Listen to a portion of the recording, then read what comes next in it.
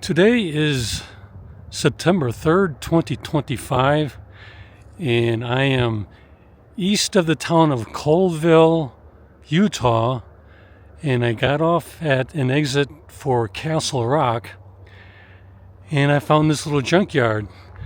Now, it's pretty extensive. When you drive in here, you're up a little higher and you can see it more, but this place is closed. I can't get in here, so I'm going to do a quick drone flyover and see what there is to see. But I can see in the back that there's all kinds of old cars. It's too bad I won't be able to get in here to photograph. It's also a lot of old buildings here, almost like a little ghost town. So a very unique spot. Let's see if I can get anything decent with the drone.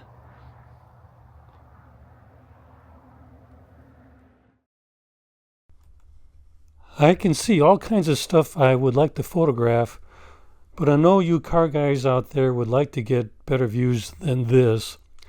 After getting home, I've found some more information and will put a link in the description to Wikipedia. Castle Rock is a ghost town and junkyard. It's right off of I-80 in Utah at exit 185. I will also provide GPS coordinates for anyone who is interested in visiting the site. I did find another obscure YouTube video from 2 years ago, but with not many views.